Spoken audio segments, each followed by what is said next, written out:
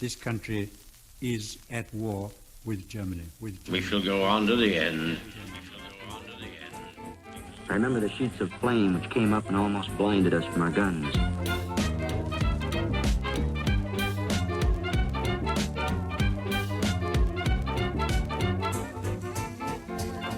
Hello and welcome to another episode of the World War II podcast. I'm Angus Wallace. Stalingrad ranks as one of the most infamous, savage and emotive battles of the 20th century. To supply the entrapped and exhausted German Sixth Army, the Luftwaffe mounted an airlift in the winter of 1942-43. The weather conditions faced by the flying crews, mechanics and soldiers on the ground were appalling, but, against all odds, and a resurgent and active Soviet Air Force, the transports maintained a determined presence over the ravaged city on the Volga, even when the last airfields in the Stalingrad pocket had been lost. I'm joined by Robert Forsyth, whose new book is To Save an Army, the Stalingrad Airlift. Robert has been with us before. We discussed Luftwaffe special weapons, and before that, the Luftwaffe attempt to support U-boat operations in the Atlantic. Now, this podcast is brought to you by the kind contributions of fellow listeners. If you think there is a vast machine at work in the background with assistants, researchers and audio engineers all beavering away, paid for by a philanthropic millionaire, you would be wrong. It is just me. But I could use your help. It all costs me, and it's not just my time. Software and research materials are an ongoing cost. How can I help, I hear you cry? Well, if each one of you tossed a shekel in my virtual tip jar at patreon.com/WW2podcast, I would have a pretty good monthly salary, but I appreciate not everyone has the luxury of spare change. But if you do enjoy the show every couple of weeks, why not go to patreon.com/WW2podcast and become a patron of the show? Think of it like subscribing to a magazine, but rather than a piece of plastic tat you occasionally get taped to the front cover, I'll give you some audio extras from the chats. I have bits left on the virtual cutting room floor, and in this instance, there will be more from Robert and me chatting for patrons. So that's patreon.com/WW2podcast for membership details. Robert, welcome back. I wondered if the Germans had ever considered the Luftwaffe being used in this kind of airlift logistical role. Because obviously by Stalingrad, they've been fighting quite a long time. Had it occurred to them that they might need to sort of think about other operations for the Luftwaffe, other uses, I should say? I don't think it had, Angus, actually. To answer that question, you have to go back to the raison d'etre of the Luftwaffe. And I know this is probably well-trodden ground, but it was, in essence, an offensive air force, blitzkrieg. And you are right. When you get to Stalingrad, as I write in the book, I make no apology for the first third or so of the book being about Operation Blau, because without Operation Blau, there would have really been a Stalingrad. The Luftwaffe's principal role in Operation Blau was effectively offensive support for the German offensive. And that manifested itself in what the Luftwaffe did best, which is basically, bombing its way all the way to whatever the eventual German strategic aim was. And that came through classic Stuka attacks, low-level medium bomber attacks, supporting offensive thrusts, taking out isolated spots of Soviet resistance wherever they may be. For example, during the Blau offensive, you had the town of Voronezh quite early on. There was a lot of Luftwaffe activity around there to break the Soviet defensive walls. And so really the nature of Luftwaffe doctrine was ground support and to basically back up German ground operations. And military historians look at the Luftwaffe in quite crude terms and call it flying artillery, but I think there's actually some accuracy to that statement. So the Luftwaffe was, basically it was an offensive arm. Its job was to smash and pave a way forward for the ground forces and to take out resistance just behind the enemy lines as well. Fuel dumps and troop concentrations and transport and communication to blast the way forward for the ground forces.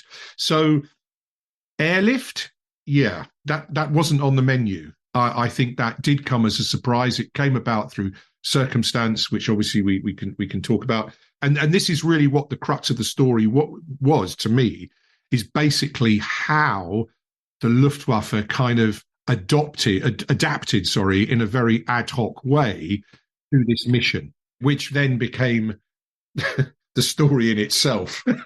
and I think I was drawn to this story by sort of three key dynamics. First, there was this sort of ticking clock. Stalingrad is this city where the Russians are sort of, they launch operation, the Saturn and the big ring and the circle. There was that ticking clock. The other dynamic was obviously with that comes the appalling weather, and just functioning and doing anything in minus 20, minus 30 degrees was just incredible. That they managed to do anything. And number three was the sort of competing megalomaniac personalities that were sort of there in the Third Reich at that time. There was some degree of megalomania, I think, on the part of Richthofen and some of his commanders, and it goes all the way up the ladder through Goering, obviously, and up to Hitler himself, who was really the puppet, as we know, the puppet master. And I think ultimately his decisions were what resulted in, or his intransigence was what resulted in the Stalingrad airlift.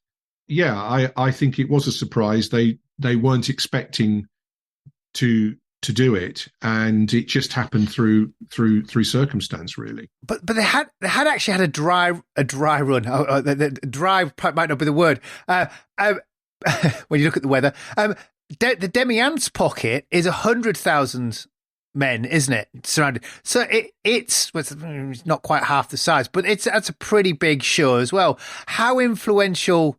Well, tell me about the Demyansk pocket. Is there any parallels we can draw? And how influential is that airlift when it gets to Stalingrad? Well, that's an interesting point. I mean, it is very influential, and yet it had no influence at all. If that's a paradox, I mean, that is the way it was, because unfortunately for the Germans, it kind of convinced people that they could be done. The big thing with Demyansk is that spring was coming, and that the ranges that aircraft had to fly were not so great. At Stalingrad, it was the opposite. The ranges the distances to the pocket got longer and longer and longer because of the tactical strategic situation on the ground.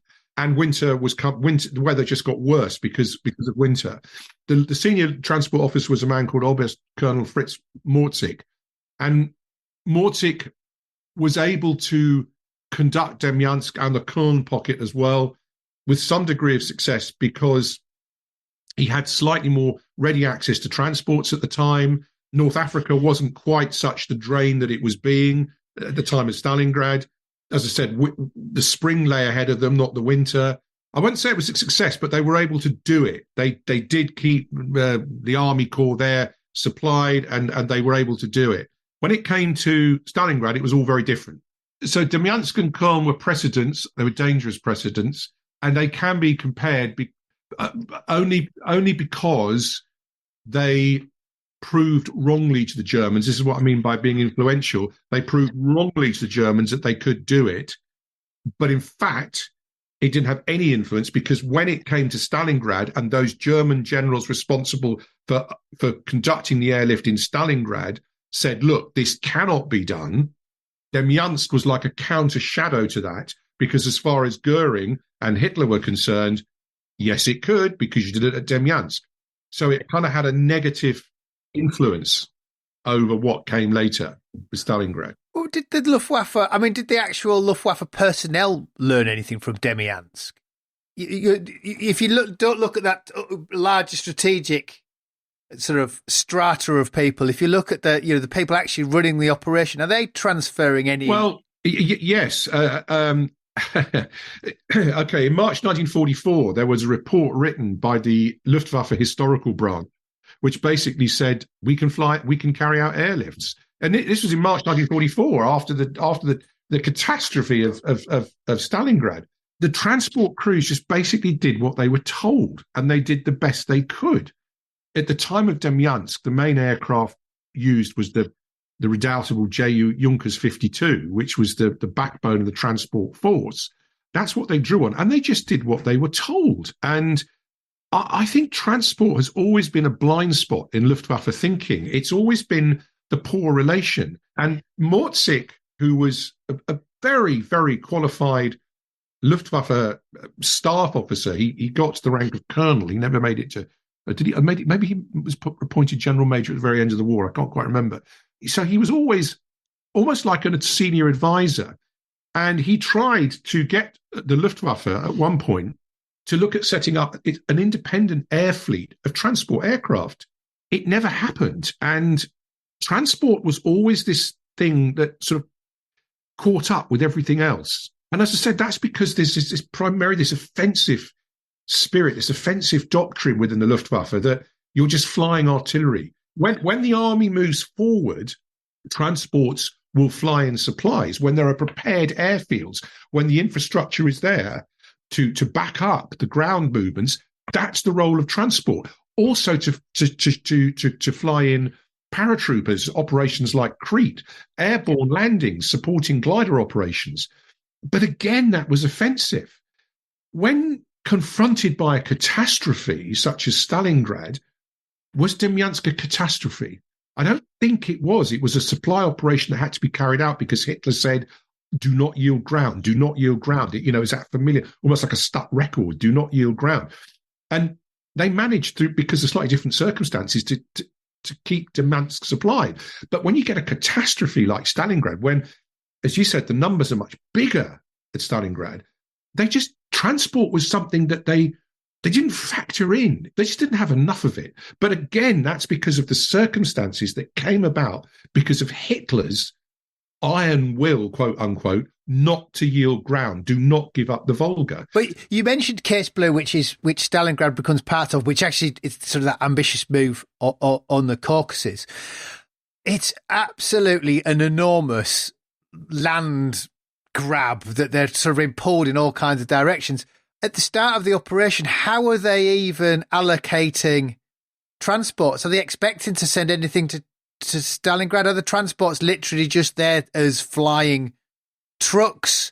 Is there even the transports? Because obviously by this time you've also got North Africa, which is struggling because the shipping is North Africa the priority rather than Russia for transports. Well, this is the point, a very good point. North Africa was the priority.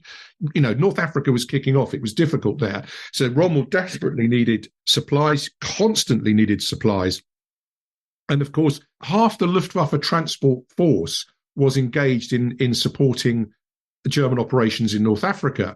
Now, that's important because the other half, it wasn't just, it was Russia, but, you're talking Russia from Leningrad right down to the Crimea. Ground forces still had to be supported in the West. There was still, not that there was fighting, but, there was a military presence to be, transports were needed. Did they ever have enough transports? No, I don't think they did. I mean, at the time of Stalingrad, there were 800 Ju-52s available to the entire Luftwaffe. And of course, half of those were flying supplies across the Mediterranean. A lot of them were getting shot down and crews were being lost. The other thing with the transport force is that, yes, it was a transport force. It was not like the fighter arm or the bomber arm or the reconnaissance arm in its own right. So what it did was it had to perform the dual function of being not only a transport force, but also training and blind flying training. And so what happened at Stalingrad is that suddenly they're pulling on these transports because, Rommel's saying, I need transports. I need material in North Africa. Then suddenly Blau becomes overextended and Hitler gets obsessed with Stalingrad. And suddenly they realize they don't have the crews. So they've got to start pulling in aircraft and instructors from the training schools. And so training starts to suffer. And it just becomes this sort of vicious circle of it gets nibbled away at both ends. Mind you, I mean, it probably was the same within the United States Air Force and the Royal Air Force, which I can't really comment knowledgeably on, but I would imagine, where does transport sit? I don't know, but certainly within the Luftwaffe, it did not have a priority. And Stalingrad highlighted that. Stalingrad was this kind of vague city at the end of Blau. And there was this remarkable thing that I discovered while I was researching and writing the book, that actually in Hitler's instructions for Blau, the infamous directive that he issued, the instruction was to reach Stalingrad. Now, define reach. What does that actually truly mean? It wasn't to capture, it wasn't to surround, it wasn't to destroy. It was simply to reach Stalingrad, this city on the Volga. And initially, it hadn't even been. It wasn't really in his overall strategic thinking. So the whole thing was vague anyway. And then eventually, he takes this catastrophic decision to sort of split the army groups up and create two divergent thrusts, and it all goes very wrong. And Sixth Army under Paulus just sort of blindly just goes on and on and on, deeper and deeper and deeper, without any real clue as to what it's doing. And then gradually, in sort of the autumn of 1942, word starts coming through from the Wolfschanze, keep going. And then eventually, they see the city on the Volga, and Paulus just keeps going. Again, as we used to this expression, they get sucked into this sort of vortex that, Operation Blau becomes this sort of big vortex just going on to the Volga. Was there thought of supply? Were the logistics adequate? I don't think they were. And then the weather kicks in. And, everything just gets worse and worse and worse. As a friend of mine likes to point out, you're winning when you're moving forward. And so, by November, they hold 90% of Stalingrad when they're cut off. So up to a point, one could say, well, they're not doing too bad. And then they're cut off, and then obviously the supplies are needed. What does, you've got Richthofen's diaries. What does Richthofen think when they're cut off? Does he think an air bridge is achievable? I mean, is he of the opinion they should break out, or? Well, Richthofen, first of all, okay, so Richthofen was in command. Does he have an opinion? He has an opinion. Whether anyone listens to it or not is another matter. No, so he was in charge of what was the Luftwaffe 4, the Fourth Air Fleet. And in the Luftwaffe hierarchy, the biggest independent command structure was the air fleet, the Luftwaffe, probably equivalent to the RAF group. And it was an autonomous command that basically controlled all air assets: bomber, fighter, reconnaissance, ground attack, transport as it existed whichever place it was in, and air administration, supply, logistics. It was the regional command assigned to a given theatre of war. And Richthofen was in command of Luftwaffe 4. Now, Luftwaffe 4 commanded a massive area. And by November 1942, it is running from basically the Sea of Azov all the way up through the Don, right up to, back up to Voronezh. He's along the Caspian Sea. He's got responsibility for reconnaissance into the Caucasus. It's just a vast area. So it's a massive organization of full strength. It would have been something like 1,000 aircraft. But by November 1942, he's down to around 700 aircraft. Within Luftwaffe 4 were two flying corps, Fliegerkorps. So you've got the 8th Fliegerkorps, which was Richthofen's original command, and the 4th Fliegerkorps. And the 8th Fliegerkorps was traditionally a ground support offensive arm. It was a Stuka corps. It was a battering ram. It had really been founded in Spain in the Spanish Civil War through Richthofen's love of ground support. It started operations in Poland. It was in Poland. It was in the West. It operated over the English Channel in 1940. It went to the Balkans, and it was in Operation Barbarossa. And it literally was a ground support arm. It did have some bomber capability as well, and some fighter capability to offer support for the Stukas. The other corps, the 4th Fliegerkorps, was under an officer called General Kurt Flugbeil, and that was more conventional horizontal level bombing, Ju-88s, Heinkel 111s. So those are the two component corps of the 4th Air Fleet. And each of those corps had circa, by November 1942, 250, 300 aircraft, something like that. The man in charge of the 8th Fliegerkorps was a man called Martin Fiebig, Generalleutnant Martin Fiebig. Richthofen was a very dynamic personality. He did not suffer fools gladly. He was very intelligent, spoke 4 languages. He was a qualified engineer. By birth, he came from a minor aristocratic Prussian family. He was a cousin of the Manfred von Richthofen, the Red Baron, and he was a very opinionated, self-confident man. And very few generals could basically tell Hitler to shut up and listen, and he was one of them. And he was regarded thus. People were slightly scared of von Richthofen. So he has this enormous tract of land. He has these 2 flying corps, and he's lent support to the Sixth Army, to Army Groups A and B, as they move ever deeper into Russia, into southern Russia. He's been very successful at Sevastopol, working with von Manstein's 11th Army. They've cracked Sevastopol. His reputation is very, very solid. But again, it's all about offense. It's all about going forward, bang, bang, bang, support the army. And Stalingrad is just this bit like Sevastopol. It's just like this other nut that they've got to crack. But this is where this rather hazy direction from the Wolfschanze comes in, until Paulus just keeps going and gets sucked into the ruins. And then Hitler says, right, you're going to stay there. I don't want you to yield ground. Now, part of that strategic justification was because you're on the Volga, it's a source of oil. He wanted to, maybe, cut off some of the Soviet oil supply from Baku and places like that. But the fact was the weather was changing and German soldiers were fighting, this, Rattenkrieg, this rats war. And it became this awful combat in the buildings and the ruins, and everyone knows what happened. But it was something they weren't used to. So Richthofen and his senior officers realized quite early on in November, mid to late November 1942, they could see what was coming. They could see that, Paulus wasn't stopping, that he was going into the ruins, that he was following Hitler's directive to reach the Volga, to take it and to stand firm. They knew that they did not have the transport capacity or the airlift capability to keep it going, because they knew that North Africa was demanding aircraft. They knew exactly what was happening. And early on, Richthofen told Jeschonnek, who was the chief of general staff of the Luftwaffe, Hans Jeschonnek, who was a bit of a mercurial character.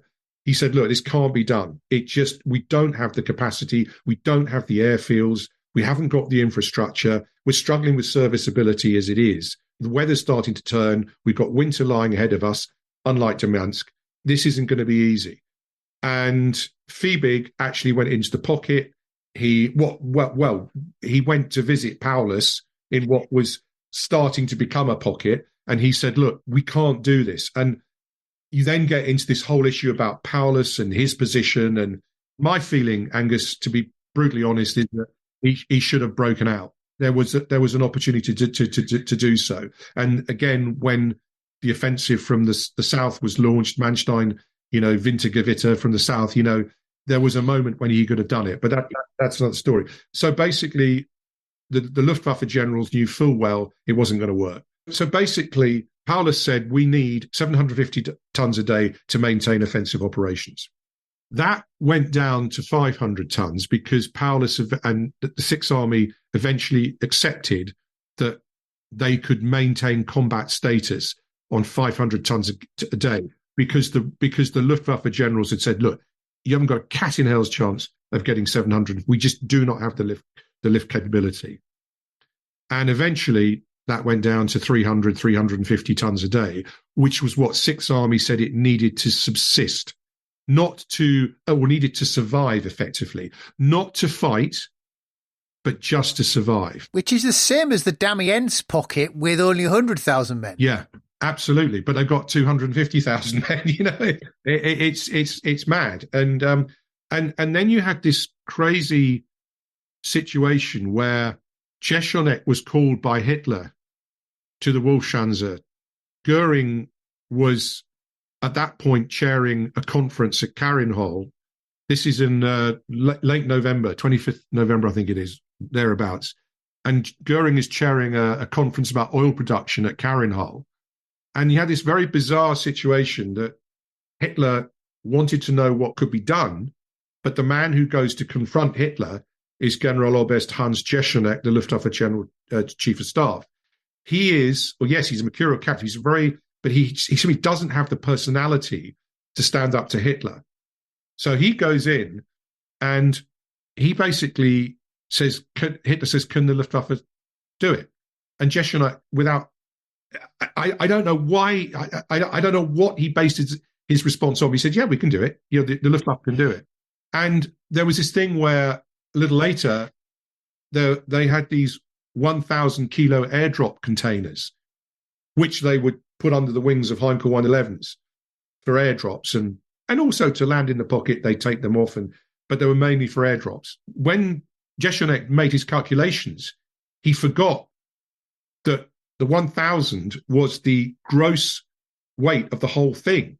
So the payload, the tear weight, the payload of the container was only 750 kilos.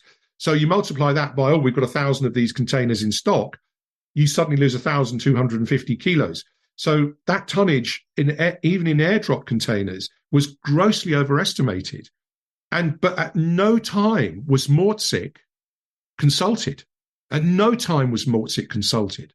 At no time was Richthofen consulted, nor was Fiebig. Plus the fact that the senior serving officer, Luftwaffe officer in the pocket was a man called General Wolfgang Pickert, who was a commander of the 9th Flak Division. Now, he'd flown in the First World War, but he wasn't a flying officer. He was a flak commander. And he was a really good officer. And he really tried to convince Paulus that, it wasn't possible and he should break out. And he met with some of Paulus's corps commanders and they agreed. But he was a flak officer. He didn't understand what it took to fly 50, 60, 70, 80, 90, 100 transport aircraft out of an airfield that's got 30 centimeters of snow on it. He couldn't speak authoritatively. And there you've got Richthofen back at his headquarters in Mariupol just saying, for Christ's sake, what are you doing? This isn't going to work. And no one was listening. No one was listening. These pulses of transport aircraft started to arrive from North Africa. And guess what? They're not fitted for winter operations. And then you get aircraft coming in from the flying schools. And some of these aircraft have got instructor pilots. They're ex-Deutsche Lufthansa pilots. They're guys with significant hours training. But the next plane that comes in, you've got a rookie crew that's come straight out of the training schools. And they've been preparing for North Africa. It was just a mess because transport was not a priority for the Luftwaffe. Well, see, when you look at the facilities, presumably they have to fly. How many air? You're going to have to be at least, if you want 300 tons, you need to be 300 or 400 flights a day. Is it the airfields on both inside and outside the pocket and the facilities? Because it's not just a grass strip. You need presumably logistics to make the aircraft fly. Absolutely correct. And you also need space to store the supplies. Okay, so what happened was Richthofen said, look, we've got to set up hubs. You can't just have scattered airfields everywhere. It's not going to work. You've got to set up hubs. So he set up what was called Lufttransportführer. A Lufttransportführer was like the regional air command, transport air commander. And he had two key airfields, Tatsinskaya and Morosovskaya. And Tatsinskaya was the main airfield for the Junkers 52 units, and that was placed under the command of a man called Oberst Otto Lutz Forster, who was a very qualified transport unit commander, Knight's Cross, very experienced man. Very early on, they realised, or Richthofen realised, that the Junkers 52 fleet was not going to be sufficient, so they'd have to support it. So they brought in Heinkel 111 transport. So the Luftwaffe did have some dedicated units that flew Heinkel 111s. And now these were, they were bombers, but they were adapted to carry, to operate, to perform as transport aircraft. So you had a mix of a small number of Heinkel 111 transport aircraft together with commandeered bomber units from the 4th Flieger Corps, from Flugbeil's 4th Flieger Corps, which was supposed to be supporting Blau with medium tactical bombers that were suddenly, and this is like the sort of North Africa situation, they were pulled back and said, right, we've got to increase the transport capacity, so we've got to bring in these Heinkel 111 bombers. And this is because Hitler was now saying, do not yield ground. Sixth Army has got to stay in Stalingrad. So they're pulling in as much as they can do, but this means offensive operations are beginning to suffer. And it means that operations towards the Caucasus and operations further north along the Don, where the Italians and the Romanians are, they're not getting the ground support. They're not getting tactical support from the Luftwaffe, because it's all got to go to Stalingrad to keep Sixth Army. But yes, you're right. You can't just have airfields scattered everywhere. You've got to have hubs. It's the Sixth Army that is stuck in Stalingrad. It's the army. So the supply of provisions, ammunitions, clothing, that is an army operation. So the army is supplying goods as close as possible to the hubs at Morozovskaya and Tatsinskaya. You then have to move the goods from the army hubs to the Luftwaffe hubs. That relies on cooperation between the army and the Luftwaffe. Next problem, there isn't a lot of cooperation. The army said, well, we haven't got enough trucks. The Luftwaffe said, well, we haven't got enough trucks. The Soviet railway is single track. Points get frozen. So even getting supplies to the hubs is a problem in itself. And that's before you get anywhere near an aeroplane. Then you get on an aeroplane and the weather starts to change, and they just do the best they can against all odds. And even when they land, because that got me thinking about, when they come into land, you've got to get 300 plus tons off and then do something on an airfield that somehow disseminates it across the city. The logistics of it becomes incredibly complicated. in a normal airlift, you establish it's never easy, but you establish a landing ground which hopefully has some sort of relatively firm surface. You have experienced airlift staff, personnel on the ground. You have radio contact with your supply bases. You also must have air superiority to offer cover for your transports coming in. The Luftwaffe had none of that.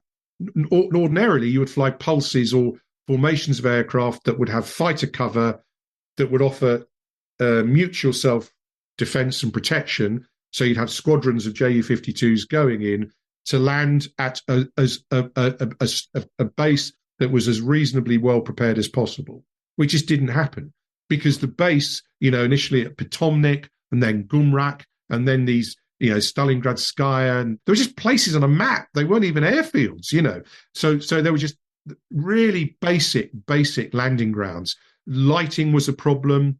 There was the Platzschutzstaffel Pitomnik, the airfield defense squadron at Pitomnik, was just literally a handful, and it was down eventually to 3 Messerschmitt Bf 109Gs, and they were having to cannibalize parts from other 109s that were in the pockets, and if they could get to the wreck of a 109 that had been shot down, they cannibalized parts, because the transports were not bringing in parts for the 109 fight, because they didn't have the room, and they were heavy. So in the end, they were down to about 3 109s that were trying to offer some kind of local fighter cover over the pocket. And they were heroic in their missions and what they did, and they did try their best to keep the increasing Soviet fighter harassment at bay. But it was like fighting against the tide. You couldn't do it. So there was lighting. There was no fighter cover. You had, as I say, increasing numbers of Soviet fighters operating. The Soviets were bombing such fields at Pitomnik and Gumrak. So it was terrible. Flak, they had a limited amount of flak, and the flak that there was in the pocket was having to go to defend the perimeter under Wolfgang Pickert, the officer of the 9th Flak Division I mentioned. So they were having to put their flak guns along the perimeter to defend in the ground fighting, to support their fellow army units. And then eventually there was a field hospital set up at Pitomnik, and Paulus didn't like the fact that the airfield was too close to the field hospital, because that would attract attention from the Soviets, bombing. And, Paulus had a point, but it's just one more illustration as to what a mess and a catastrophe this thing was. And then, of course, you see a Junkers 52 could only lift 2 tons. So eventually they think, well, we're just not going to do this. So they have to start bringing in new aircraft types. The Haiku 111 was there, as I say, the Junkers 52, but then they start bringing in these big four-engine aircraft, the Focke-Wulf 200, the Condor, which was a pre-war civil airliner, that could lift 5 or 6 tons. Again, it wasn't an aircraft that was designed to take off and land in snow-covered, icy air.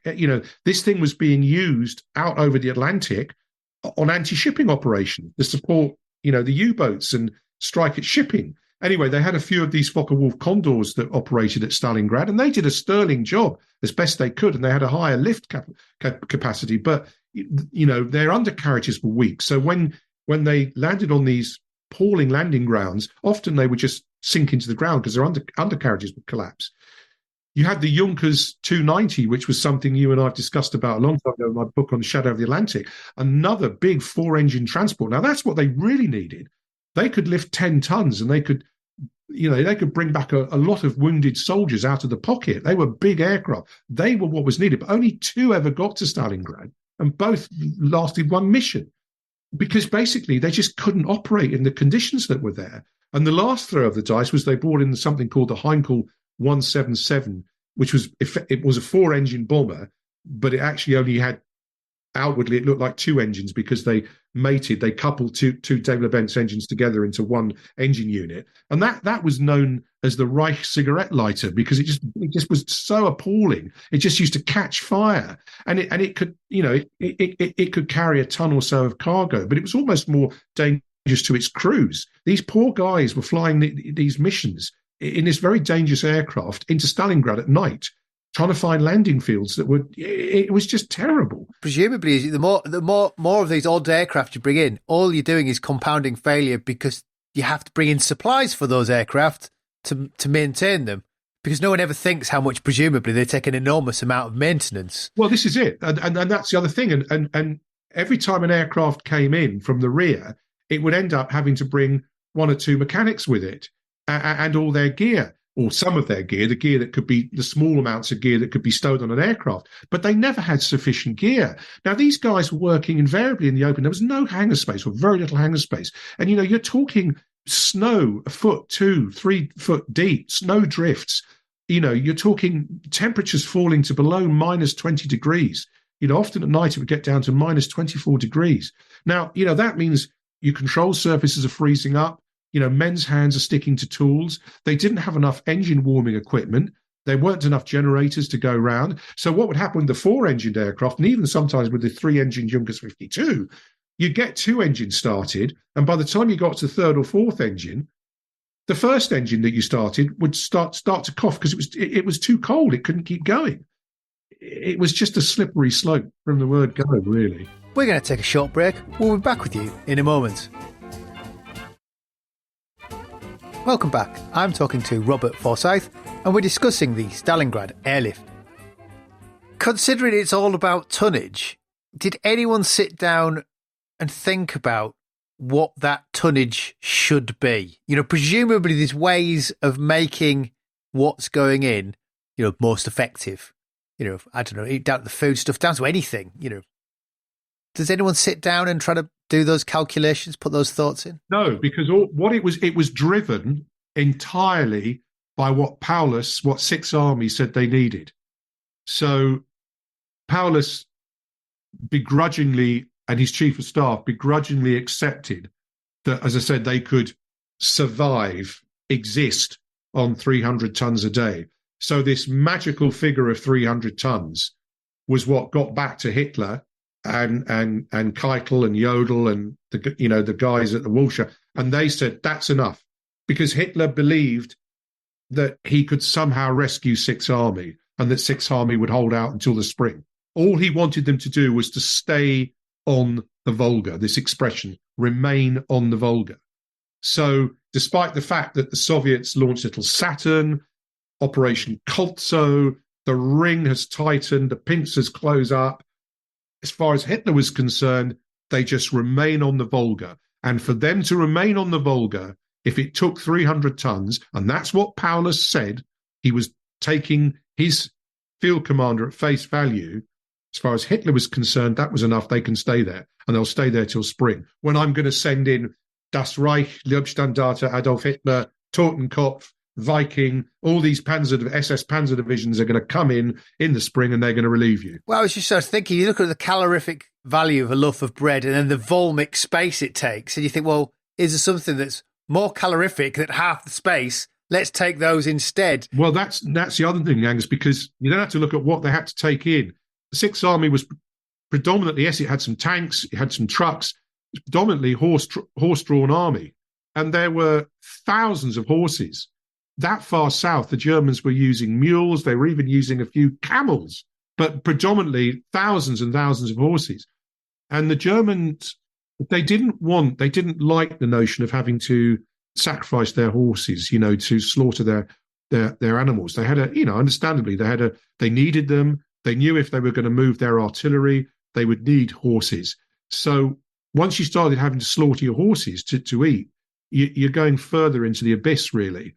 So a lot of aircraft in the early stages of the airlift through to sort of mid-December were having to take in supplies for horses as well as supplies for men. Medicines, water, they've got water, but they asked for water. The problem is that they didn't want to lift tin goods because tin goods just uses up weight on an aircraft. As you said, anything like a loaf of bread has got water in it. That's heavy. Richthofen and his staff officers actually tried to get a guy from Germany to start looking at dried food because the U-boats were using dried food. It was too late. It was too little too late. A guy actually came over from Germany, some scientists, to look at to talk to Richthofen about it. But it was just an idea. It wasn't going to work. Then they were getting things, there are these stories about they're dropping in rolls of barbed wire, roofing felt. There was an incident where there was a small Croatian unit in the pocket, and the Croatian commander said, I want to decorate some of my troops. And they said, fair enough. And he said, I'd like some Croatian medals. And this got back. And suddenly one aircraft comes in with this enormous metal chest that's taken up a lot of weight. And they haul this thing off a Junkers 52 or a Heinkel 111. And they open it up and it's just filled to the brim with weighty Croatian military medals and decorations, condoms, and they organised a winter relief effort back home in Germany. They were bringing in fur coats and coats, which was all very good, but ladies' fur coats. And so you had stories, but by and large, weirdly, as the airlift went on into December, eventually, right up to Christmas and the very death throes in January. Weirdly, I think the Sixth Army got what it needed, but it never got anywhere near 300 tons. I mean, they were averaging 50 tons a day, 60 tons, 70 tons, even on a bad day with no flying or minimum flying, not even that. So at no time, I think one time they got up to 257 tons, something like that, on one day. And that was the highest. So the aspiration, even just to keep Sixth Army existing, was never met. It just didn't happen. You mentioned Richthofen was a man that could stand up to Hitler, but Hitler then decides to send in his troubleshooter, doesn't he? Erhard Milch, to oversee the operation, who he feels is going to do a better job. Who is he? I mean, is there anything he could add to the operation when he arrives? Yeah, the fixer. Milch again he's like Richthofen. He's Milch is, he's run an airline. He's a businessman. He basically set up Deutsche Lufthansa. He then gets promoted to Secretary of State of Aviation. He's a hard-headed, tough nut.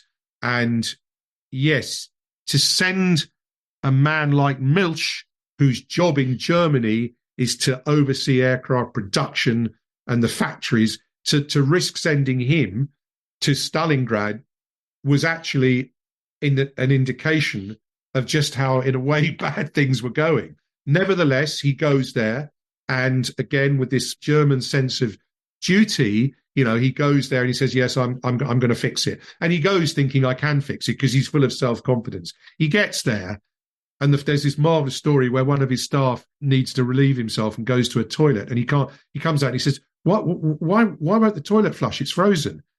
And a member of Richthofen's staff says, well, yeah, that's the way it works here. Very quickly, Milch realised that even he realised it. He had ideas to bring in gliders, cargo gliders. Cargo gliders need to be towed into the air. That means they've got to have a more piston-engined aircraft. When they land at the other end, they're going to clutter up the airfield. Milch couldn't quite grasp the fact, because he never went into the pocket himself.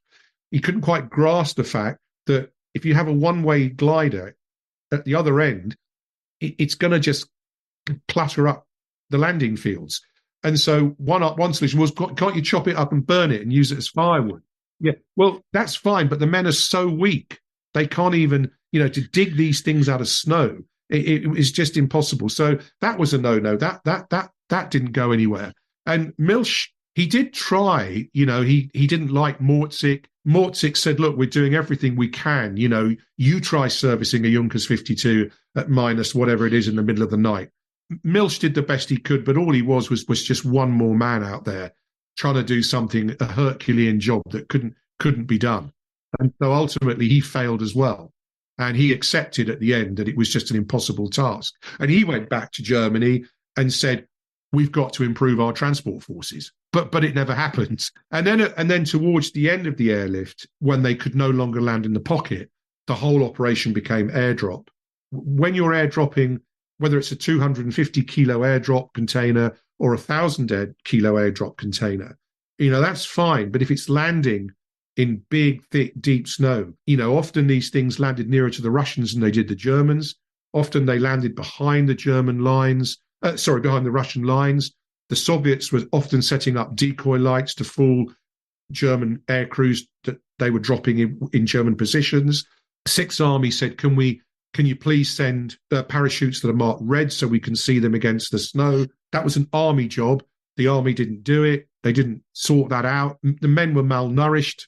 They were down to minimum calorie intake. They were walking skeletons. So to move 1,000 kilo, to heave something like that out of the snow was impossible. And the Russians by this time had encircled the pocket anyway. So, eventually 90,000 men just march into captivity. It's quite odd, that part of the book, when they're just looking around trying to find someone to drop containers for, and they can't find anybody. Yeah, it's very... They'll come back. I think those air crews found that very, very dispiriting. And in fairness to Milch, he kept going. He said, right, because they said, look, we can see just one or two lights, but there's really no sign of fighting. There was a Soviet armored column or a Soviet transport column, that was coming down from the north, from the tractor factory, pushing further north towards Paulus's, because by then the Sixth Army had been cut in two anyway. So you had the northern pocket that was kind of holding out, and you had Paulus in the south, in the department store where he was, in the basement where he had his last headquarters. And you had these air crews flying over, just trying to look for any sign of life. And occasionally they'd see a light and they'd think, well, and Milch would say, well, is that evidence that our troops are still holding on? And they'd come back and they say, well, possibly. And he'd say, well, keep flying, go out tomorrow night, because they were reduced to flying at night, which was very hard to drop an air container anyway. And a lot of the air crews had relatives in the pocket. They had brothers or they had friends. And it must have been, you can just imagine if it was Tobruk or Dunkirk, what those RAF crews would have felt like. It was pretty horrible thing to do, I think. What was the biggest threat for the air crews? Is it the anti-aircraft, Russian fighters, the weather? It became fighters, but the worst thing was the weather. I don't subscribe to the fact that the Luftwaffe failed. Paulus and some of his commanders said, you have failed. I think the Luftwaffe were amazing. They just kept going. I think it was that psychological thing that our comrades and our brothers and our countrymen are starving down there. It wasn't just the loss of a battle. I think it was the way in which those men were just going to starve to death. I think that had a massive psychological effect on the air crews. And so I think they were flying in conditions that otherwise perhaps they wouldn't have done. And they just kept going.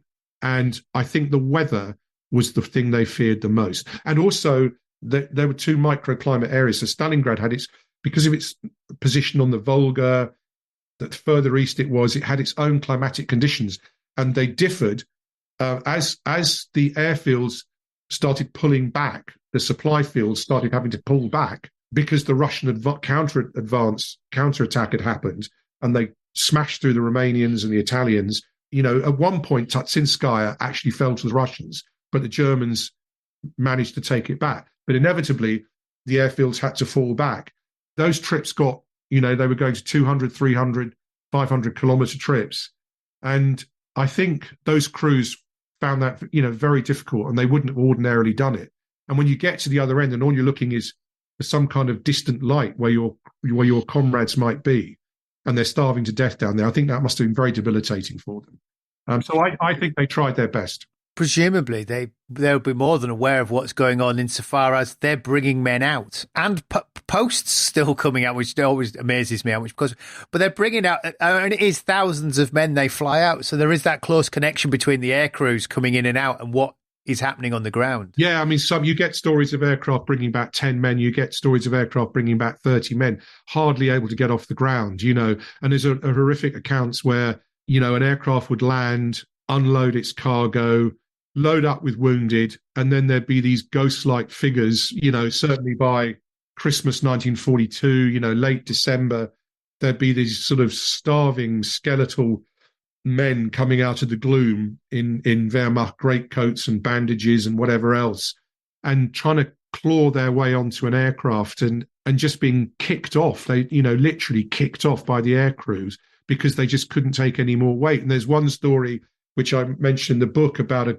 Heinkel 111 that was turning round to take off, and it's got wounded on board, and the pilot realizes there's some problem with the rudder. It got a bit jammed. So he asks his gunner to just get out of the aircraft and just go and try and kick the rudder rather, just thump it with his boot to try and free the rudder mechanism. And as he does so, he comes back and he sees a man has crept on board because he's left his hatch open, and a guy has crept on board the aircraft. And the guy just looks at him and says, please don't throw me off. And this gunner knew that his pilot would really tell him off a strip because, the weight was already dangerous. And the guy just said, okay, keep quiet, closed his hatch, and they managed to make it back. There was another horrible story of, a man so desperate to get on an aircraft, they'd started the engines and he gets decapitated in the propellers and stuff like it, just rushing the aircraft. It was awful. And there's a story. There was a man called Pothoff, who was the senior medical officer, who went into the pocket, and the road to Potomnik was just this chaos of, senior officers down to privates. They were wearing virtually nothing. They were emaciated. And they were dragging their wounded on whatever they could pull them along with. And then occasionally the men would just drop or die. They just drop and die where they were. And then vehicles would come along and run over them, and this guy said frozen bones cracked like glass, and I just never forgotten that expression, and so it was just the nadir of German operations in the East, really, and how such a thing can go so badly wrong because of one man's intransigence hundreds of miles away who just says stay on the Volga, and there's no thought of logistics or whether it can be done or not. And I met von Richthofen's son in Germany. I met him 2 or 3 times, and to talk about his father's life, and not just Stalingrad. But I said to him, may I ask you, did your father support broadly Hitler as a commander? And he took a couple of minutes to think about it, and he said, and we weren't talking about Stalingrad as such, and he just answered me, and he said, in the early days, I think he kind of supported Hitler's war aims, but after Stalingrad, he said no, that was it. He realised that it was just, the whole thing was just mad. And so that was it. Does Stalingrad put the end to German ideas of airlifts in support of ground troops? I can't think of any afterwards. Is there any? There was. Well, what happened is Hitler had this thing about, he had this lovely expression of declaring something a fortress. So it was Festung Stalingrad and fortress this, and, my iron will, and no German soldier will give ground. So, yeah, there were pockets as the Germans pulled back from Russia and into Poland and eventually into Germany itself. So you had the town of Breslau, which was sieged during the Soviet advance from the east in late 44, 45, I think it was, early 45. So Breslau was sieged, and they supplied that by air. There was a town called Glogau, which was supplied by air. And even in the west, you had the garrison at Cherbourg and somewhere else on the Atlantic on the French Atlantic coast, where you had these little isolated German garrisons that held out. And you had Heinkel 111s flying over miles and miles and miles of Allied occupied territory to drop supplies. And they held out until the very end. There was nothing on the scale of Stalingrad, but right to the end, they believed that, these fortresses, these pockets, because Hitler's rationale was that you tie up enemy's forces by holding ground where you are, by staying where you are. You're going to suck in enemy forces because they're going to have to concentrate on wiping you out. So his rationale was to keep those enemies, those fortresses supplied. So yeah, it did carry on, but in a very spotty, patchy way through to the end of the war. I kind of sort of assumed they'd not given up so much, but they just run out of transports and run out of everything to do it with, so they just gave up with it. Yeah, there was a transport arm that flew right to the end, and there's this extraordinary, this extraordinary report written, German staff report written in March 1944, which pontificates all about what a wonderful war the German transport arm has fought, and it can go on flying until it will just be this wonderful. We'll support German war aims wherever. And you just think, what? You just can't do it. You haven't got the resources. You haven't even got the right. They never really bettered the Ju-52. The Heinkel 111 was never intended as it was a commercial airliner. I mean, but they never. The transports they needed were the Ju-290 and that's what they needed, but they never had enough of them. And you need to have sufficient ground infrastructure if you're going to operate big 4-engined aircraft. And when you look at the conditions prevailing in Russia in December 42, November, December 42, it was just the wrong thing to do. Well, that seems like a good place to finish. Thank you. I look forward to discussing your next book. Loyal listener, if you want to read more about the airlift, Robert's book is To Save an Army, the Stalingrad Airlift. It is an interesting read from a slightly different perspective of the campaign. Don't forget, if you have enjoyed the podcast, you can sign up to be a patron of the show at patreon.com/WW2podcast. Well, that is all for me for now. I'm Angus Wallace, and thanks for listening.